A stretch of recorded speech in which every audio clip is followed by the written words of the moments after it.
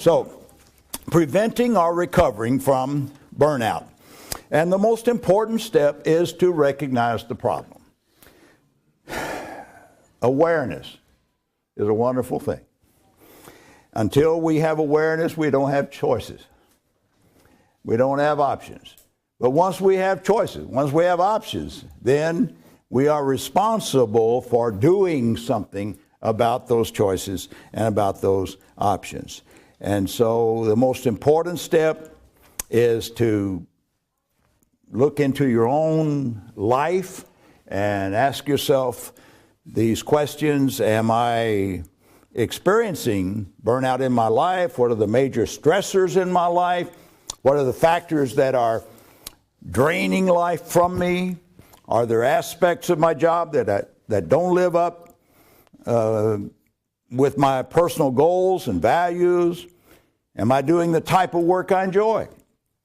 Are my own measures of success realistic? Am I really engaged in the work that I'm doing, or am I just overloaded? These are the questions that I wrote down because they help me to face my own reality. So the first step is to recognize the problem, to just stop and face our own situation with brutal honesty. What is going on in my life? What does my spiritual life look like? What does my family life look like? Is something happening that is crossing the line of my own value system, that is creating havoc, conflict, difficulty in my relationship with myself, my relationship with God, and my relationship with others. And Zig Ziglar, you remember him, don't you? Zig Ziglar said that our attitude determines our altitude. And I do know this as a psychologist, and I know it in my own experience, that the first 5, 6, 7 minutes of my day sets the tone for the day. And so I try to remember that. And one of the things that's helped me lately is John Bailey, and beginning to allow Bailey to get me off on the right track spiritually. So to stop and to do that personal inventory. The second thing is to communicate. And I know when I was in the pastorate, this was not an easy thing for me to do, knowing who to trust. And especially when I was in that rather nice church in Western Kentucky, that I couldn't self-disclose too much because a lot of those old boys wanted my church. And so there was this feeling of not really being able to feel safe, sharing my own pain, sharing what was going on in my own life, in my own marriage, and so forth. But I do believe that we all need at least one person to have somebody that you feel safe enough to really share with, to really open up. And as a young preacher in the denomination of which I was a part, there was no spiritual director. There was no one to mentor us, and this was certainly a lack that had severe consequences in my young ministry. Another thing is to set boundaries and expectations. I remember as a pastor that I never felt a sense of completion. By the time I got through with one sermon, it was time to prepare for another sermon. It was a pastor is never finished with the job. And so somehow or another to be able to establish some personal boundaries around yourself, boundaries around your family. Not easy to do, but maybe you'd like to talk about in some ways that you might be able to do that in a more effective way. Another thing that I put down is, and when I point to you, I'm pointing 3 fingers at me, and that has to do with sleep.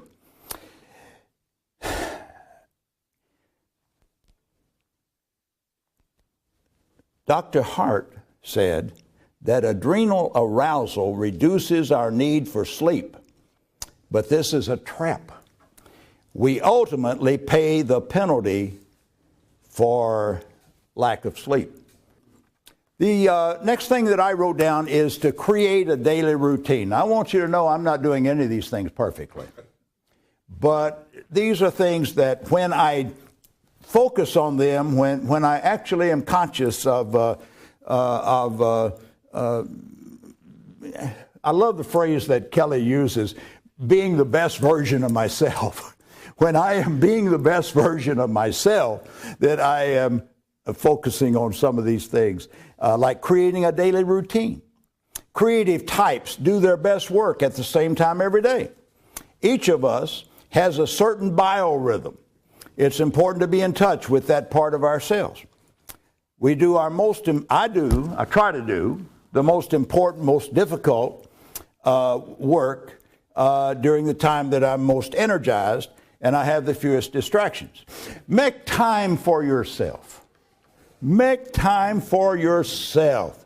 Do some things that you used to enjoy that you haven't done for a long time, because I want to guarantee you that if you'll start doing them again, you'll enjoy them just as much as you used to. I ask young couples a lot of times when they come to see me for therapy, when's the last time you had some fun?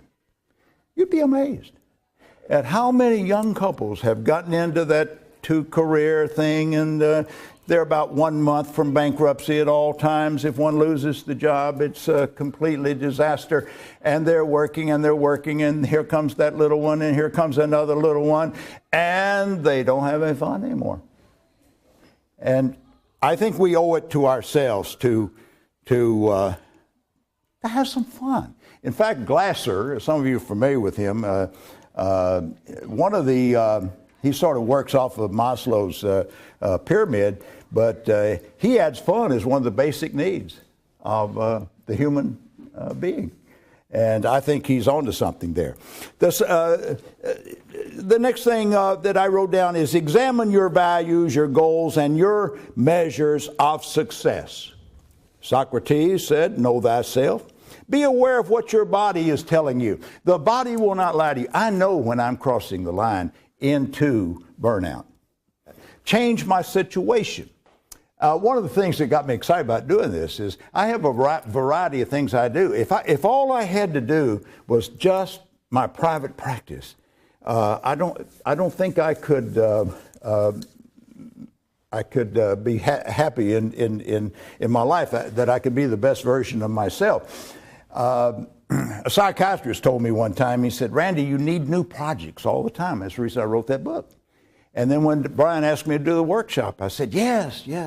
And I knew that there was going to be stress attached to it, because none of the other things that I have to do went by the wayside while I was focusing on this. But I needed that variety. I needed something to challenge me. And I'm wondering if maybe as you do your groups, that may be something that you can talk about. Something that you could do to add some variety to your work, to keep you fresh, to keep you excited. What can you do to make your job more engaging and fulfilling? I do little tricks when I'm in my private practice. If I have about 10 minutes between sessions, I'll walk down to this little food mart, and I'll go in and get a diet Dr. Pepper and a bag of peanuts. And it's just a nice little walk down, and then I walk back, and it helps me to make that separation between the last patient and the next patient. Take many breaks in the course of the day. Have some fun. I love a good joke.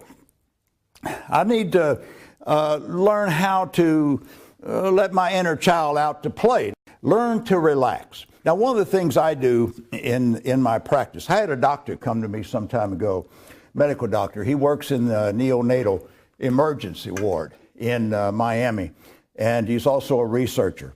And he told me, he said, Dr. Green, I'm working 80 hours a week. And he said, I am burning out. he would come in to my office. He had 6 sessions with me, and he'd bring his little yoga mat. And before he even said hello, he was on the floor. And I taught this doctor how to breathe. Now you say, Dr. Green, you taught him how to breathe? Yeah, I taught him how to breathe because most of us don't really practice the kind of breathing that helps us to fight anxiety and physical tension. I taught him diaphragmatic breathing. Diaphragmatic breathing. Then I taught him how to coordinate his breathing with contracting the muscles, beginning with the feet and moving right on up through all the major muscle groups, and then relaxing the muscles. And we had 6 sessions with this doctor. I saw him about 6 months later. I was having dinner with my wife, and he looked over and he saw me and he came over, and he said that his whole life had been changed, and he was just so excited about the way that he had been able to implement just this very basic thing that most of us know about, but that we don't practice. And even if we just went outside every morning and just began to practice some diaphragmatic breathing, and then get into some progressive relaxation, even 10, 15 minutes a day, and especially when you're experiencing the most stress in your life, it would make a big difference. Find some fresh spiritual disciplines. Spurgeon said, repose is as needful to the mind as sleep to the body. If we do not rest, we shall break down. Even the earth must lie fallow and have her Sabbaths, and so must we. And remember, it was Jesus who said, come apart and rest a while. And somebody else said, if you don't come apart and rest a while, you'll come apart after a while. And I found that to be very true. Cognitive restructuring. What are we telling ourselves? As a man thinks in his heart, so is he. Very important that we know our limitations. Catastrophic fantasizing, something I talk about in my private practice. Mama called it making a mountain out of a molehill. Really stepping back. And some of you are familiar with Ellis and his RET or REBT. And beginning to challenge some of these negative thoughts that we have and asking, where is the evidence? Where's the basis for that thought?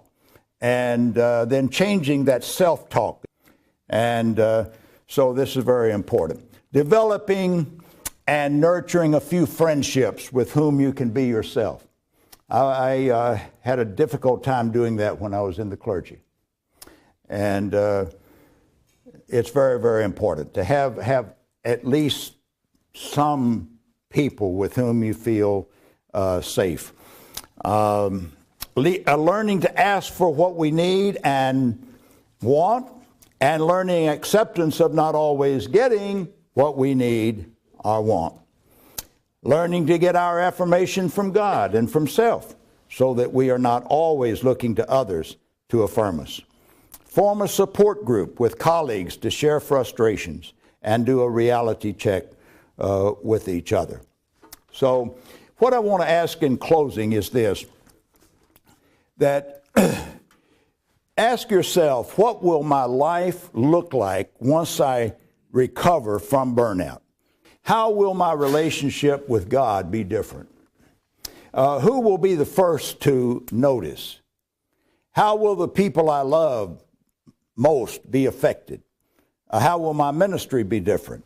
And how will my priorities be different?